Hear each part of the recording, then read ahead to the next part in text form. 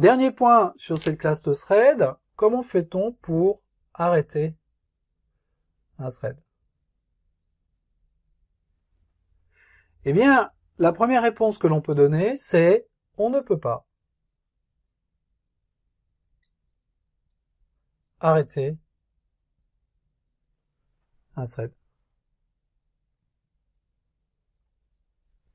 Entendons-nous bien, un code qui aurait une référence sur un thread, par exemple si je fais thread t égale new thread, j'ai une référence qui s'appelle t sur le thread que je suis créé, ne peut pas décider, au travers de cet objet t, d'arrêter le thread, de le tuer, de stopper son exécution de l'extérieur.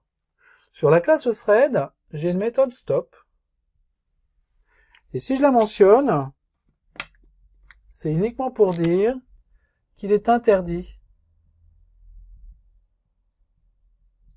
de l'appeler.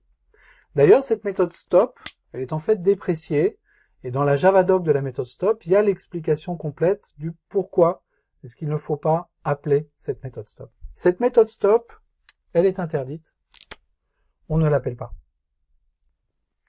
Mais alors, comment fait-on pour arrêter un thread quand on a vraiment besoin, en cas d'urgence, de stopper un thread?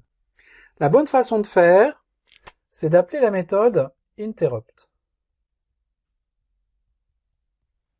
Sur la classe thread, j'ai une méthode interrupt, donc si j'ai une référence sur un thread et que je veux signaler à ce thread qu'il faut qu'il s'arrête d'urgence, le bon pattern, c'est d'appeler interrupt. Qu'est-ce que va faire interrupt? Interrupt peut faire deux choses. D'abord, il va mettre à true un booléen qui s'appelle interrupt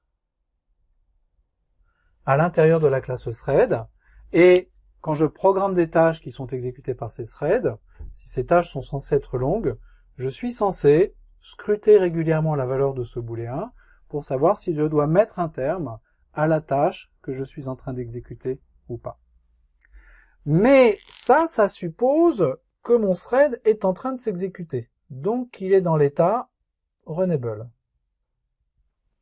On a vu que certains threads n'étaient pas dans l'état runnable.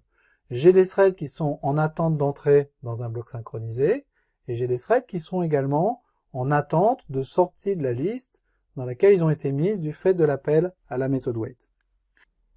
Pour les threads qui sont dans l'état waiting, et pour les threads qui sont dans l'état timed waiting, waiting, c'est on m'a mis dans la file d'attente parce qu'on a appelé wait sur un objet, etc., etc., et avant qu'on ait appelé notify, et time waiting, c'est j'ai appelé la méthode sleep de la classe thread dans ce thread. Donc pour les threads qui sont dans cet état-là, le fait d'appeler interrupt va jeter une interrupted exception. Donc cette méthode interrupt va signaler au thread runnable qu'il faut qu'il s'arrête, et la bonne façon de faire, c'est qu'il s'arrête d'eux-mêmes en cessant d'exécuter la tâche qu'ils sont en train d'exécuter, mais un thread comme ça a quand même la chance de fermer des ressources disques ou des ressources réseau, ce genre de choses, proprement, d'appeler des méthodes close, ce genre de choses. Et si un thread ne fait rien, qu'il est en waiting ou en time waiting, à ce moment-là, il va sortir de cet état de façon exceptionnelle avec une interrupted exception qui va être rejetée. Les threads qui sont dans l'état blocked, malheureusement, ceux-là, on ne peut pas leur signaler qu'il faut qu'ils reprennent leur exécution pour pouvoir s'arrêter, c'est-à-dire qu'ils repassent dans l'état runnable pour passer dans l'état terminated, tout simplement parce que, eh bien, ça n'est pas prévu par l'API. Donc ceux-là sont perdus. Je vais mettre ça entre guillemets, d'une certaine façon. On n'a aucun moyen de les sortir de cet état bloqué, autre que de leur rendre la clé du moniteur sur lequel ils sont synchronisés.